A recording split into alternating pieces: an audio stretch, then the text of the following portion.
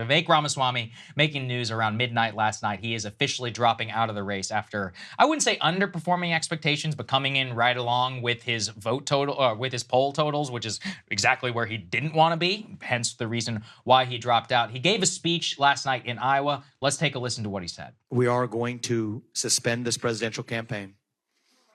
And this is going to have to be, there is no path for me to be the next president absent things that we don't want to see happen in this country. And I think that I am very worried for our country. I think we are skating on thin ice as a nation. As I've said since the beginning, there are two America First candidates in this race. And earlier tonight, I called Donald Trump to tell him that I congratulated him on his victory.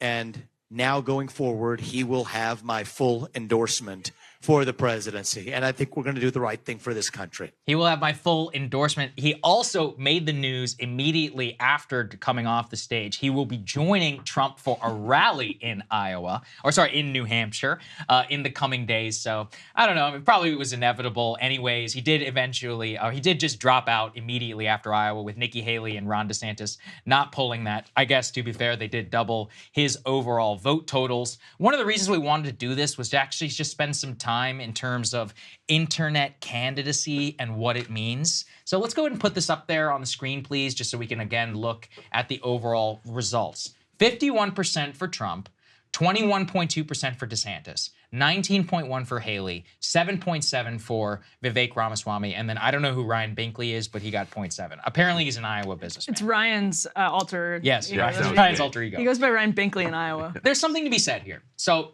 Vivek Ramaswamy got 7.7. All right, so that actually sounds better, in my opinion, than when you look at the actual total vote total. He only got 8,449 votes in the state of Iowa. He did approximately over 250 events in the state. Crazy He visited number. all 99 counties in the state. He spent upwards of $10 to $15 million, I believe, of his own money in the race, on top of all the money that he didn't end up spending. He spent inordinate amounts of time on our show, on podcasts, Tim Pool's show, all of Patrick Bet David. I mean, almost every big YouTube show you can imagine. He made an appearance. He made a policy of saying yes. He got more earned media in the internet space than probably any other single candidate, and made an effort to reach out to them. And let's all be honest, it didn't matter at all. That said, amongst the age group, this is the only place where I think I could make the counter case. Let's put this up there before we get Krystal's reaction. If you take a look here at which age group are you, you see that between 30 and 39-year-olds, Vivek is getting 24% of that vote. But the drop-off from 40 to 49, he gets 8% there. From 50 to 64, he gets 5%. And then from 65 or over, which is the majority, the plurality of the people who are voting in here, it's marginal. It's like 1 or maybe 2%. And I think this is a media story more than anything, I said yesterday. But the fact is that if you're over 45, 50 or so, you're just living in a different universe on average. Not everybody. We have many great septuagenarian viewers here, Breaking Points, and boomers who like to remind me of that whenever I talk about boomers. But let's be real. I can see our data. The vast majority of people who watch our show are, somewhere in the millennial generation or in Gen Z. And I think then if you're to consume a show like this, to live your life on Twitter or online on Instagram, wherever, for that to be the primary way that you get your news, as compared to the cable news environment, it's obvious to me then why Vivek Ramaswamy would not do all that well amongst that demo. And then clearly that's something I think he really realized in his second debate performance, where he's like, I know I come off a little bit too ambitious, and I know I'm just, who's this kid with the funny name, and all of that. So to me, Vivek's candidacy is like, you could see it two ways. You could see it hopefully where you can be literally nobody and just rich, and then you can become and win 7.7% of the vote in Iowa and outlast people like Mike Pence and Tim Scott, sitting senators, a former vice president, and actually get to this point. Or you can just see it as like, look, the internet and all of that, we still have a long way to go in terms of like actual real impact on the election. So Krystal, what's your initial reaction to all this? Yeah, I mean, the media landscape is shifting dramatically, but legacy media, even in the Republican Party, is still king. Yes. And I think that transition is even further behind in the Democratic Party because Democrats have a lot more trust for mainstream press than Republicans do. Great point. So, especially when you look at the fact, yes, he did better among young voters, but he still didn't win young voters. So That's it right. just shows you how much legacy media still dominates and how much Donald Trump still dominates. With Vivek himself, obviously, I'm not surprised that his vote against Trump to support Trump argument didn't win the day. I suspect when he launched his campaign, I suspect he wanted to just build a national brand, which he did, mission accomplished, to have additional media visibility and to be able to, go in a variety of directions, potentially media this direction in the future. He accomplished that. I do think that there was probably a moment early on in his campaign when he seemed to be getting traction and right after the first debate when there was all this interest and all this focus and attention on him that he may have actually thought to himself, I think I could actually pull this off.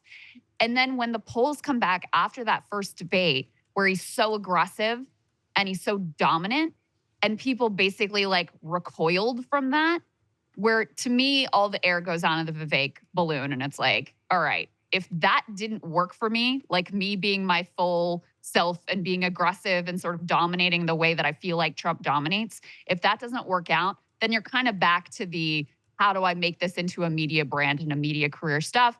How do I make sure that I'm in Trump's good graces at the end of this so that maybe I end up in his cabinet or at least in his, favor at the end of the day? So it's a very unsurprising end for him. I fully expected him to drop out after his Iowa performance. But yeah, it is a very clear crystallization or distillation or what the hell I'm trying to say here of the fact that if you are just the internet candidate, there is a very, very low ceiling on your support and how far you're going to get with that. Yeah, both Andrew Yang and Tulsi Gabbard found that out the hard way back in 2020. What were your thoughts, Ryan? I mean, he did finish second among what you would call our viewers, the YouTube podcast. Majority of our viewers, not all of our viewers. But I mean, he fits right. Yes, exactly. Yeah. But among the demographic that watches, that's right. 40 and under, he finished second. He beat DeSantis and beat Nikki Haley. And if you compare him, he's sort of like a Buttigieg, a guy who came from absolutely nowhere, has a funny name, annoys a lot of people,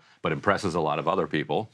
And then Buttigieg winds up a cabinet secretary. But Buttigieg did it through MSNBC, the New York Times, and that element of the party really loving him. Yes. Whereas Vivek had to go kind of around it here. But it shows that there is a path to national relevance.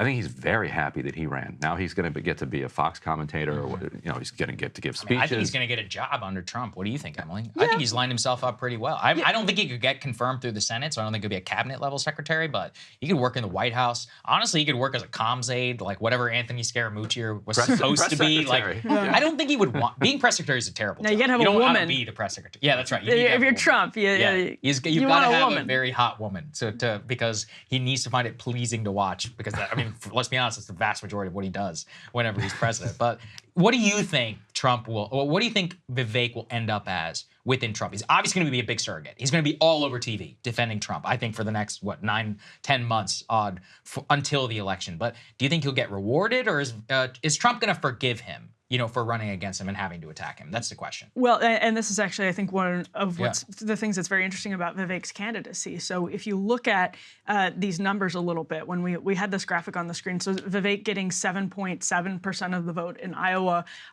it's sad for someone who did so many events in Iowa, truly an eye-popping number of events in Iowa, spent a lot of his own money. At the same time, Asa Hutchinson was a governor of a deep red state. Mike Pence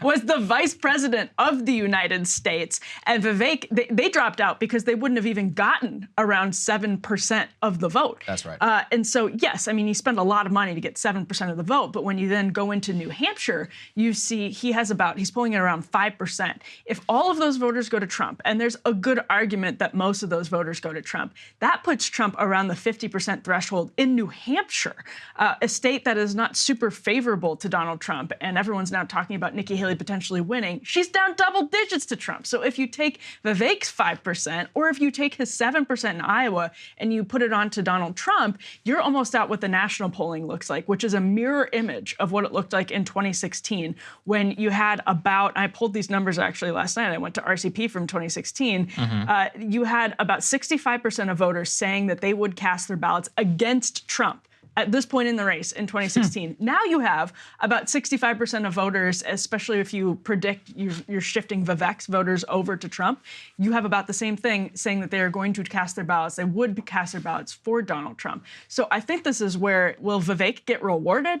Absolutely, and that's why we're numb to this. Trump attacked Vivek on Twitter twice in the last week. He like broke this long spell of not saying anything about Vivek, attacked him twice on Twitter because he wanted to probably get over that 50% threshold. He was saying a vote for, Vivek is not a vote for Trump, et cetera, et cetera. That is, then he pivots on election night and embraces Vivek, goes to New Hampshire, is now doing an event with Vivek. Why is all of that? Because at the end of the day, Vivek was a great surrogate for Donald Trump. That's a good point. He was a great surrogate for Donald Trump. He said he was the best president of his lifetime. Yeah, one thing we do want to spend time on is just there was, I think out of any candidate, this is what all online, and maybe this speaks to my age, in terms of the people that I follow and consume. DeSantis won young voters in Iowa, by the way. That's a great point. Yes, that's I think that was amongst 17. That might have been Gen Z. 17 to 29. Right, so 17 to 29-year-old voters. One thing we should flag, and this is what Krystal and I, that's why we pulled this video, is there was an attempt by Vivek to actually kind of lean into this MAGA influencer. Like he had Candace Owens with him that was on the road, and something they kept telling us is like, watch out, guys. He's going to massively overperform because he's done the work. Doing the work is the most important thing. We have a video here from one of his campaign events where they're like, look at this packed house, Candace Owens and Vivek Ramaswamy. Didn't end up mattering all that much for the final vote totals. So as we can see, put it up there on the screen. They say packed house for real Candace Owens, Vivek Ramaswamy in Cedar Rapids, Iowa. If you believe the polls showing Nikki Haley is the one surging in Iowa, you are not operating in reality. This surge is with America first, as you could see in a hotel conference room. This is, I will say it is sad because in general, there was always this barometer of like crowd sizes do matter. And, there is an element sometimes to things that you can miss from energy on the ground and surging and all of that. But to a certain extent, the retail politics, just to reiterate, did not end up really mattering at all in this race. And in fact, there was generally a inverse relationship. DeSantis and Nikki Haley did roughly, the same amount of events. They both spent an equal ton of money, didn't end up mattering. Trump barely set foot in like 10 counties in Iowa. He only even arrived in Iowa for the caucus like the night before, and then he flew out immediately after he won. So anyway, I think there is a cautionary internet tale here. Krystal, if you have any last thoughts on this, or any of you guys. Krystal, you first. I do. I just want to say, going back to something that Emily said, the person I'm actually most fascinated by at this point is Asa Hutchinson. I'm not even kidding. This man, think about this. You were a governor of a state. Yeah. Like, you were an important person. You got elected. You got to go to these meetings with all these people. And now you're barely beating Chris Christie, who's not even on the ballot anymore. Like, I genuinely want to understand the mentality that leads you not just to get in the race and see, okay, what's going to happen, but to stay in and persist in what you think that you're up to, what your goals are. Like, I am genuinely fascinated by it. And then the other person that I don't want to let this end without mentioning is Doug Burgum, who did drop out and who, after really, kind of trashing Trump and saying he would never hire him, et cetera, endorsed him for president and was there in Iowa backing him last night, which is both humiliating, but also a sign that with Trump, as long as at the end of the day you say, you're right, sir, I'm sorry, you're the best, you're the greatest, I'm here for you, et cetera, all can be forgiven. So, he was there last night, and Trump made an interesting comment about Doug Burgum. He was like, he's so solid.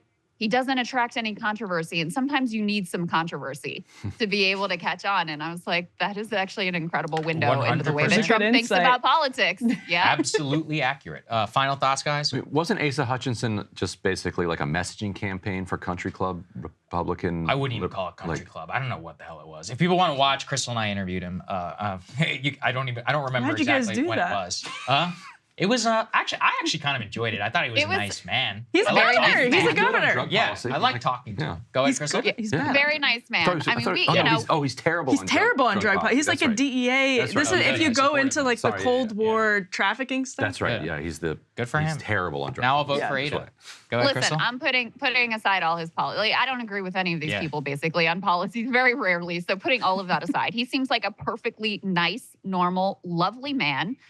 We gave him a tough interview because that's what we do, especially with someone that's running for president. But yeah, I just can't really wrap my head around the calculation that's going on there, and I'm genuinely fascinated by it. Yeah, we'll see. I don't know if he's going to drop out or not. I don't know if anybody really cares. He can't raise money. That's been one of his biggest. Yeah. So we'll see. I mean, I think he's personally wealthy. That's kind of the vibe I got whenever he was in here. Not as personally wealthy as billionaire Doug Burgum, but that's a whole other story. Hey guys, if you like that video, go to breakingpoints.com, become a premium subscriber, and help us build the best independent media organization on the planet. That's right. We're subscriber funded. We're building something new. We want to replace these failing mainstream media organizations. So again, to subscribe, it's breakingpoints.com.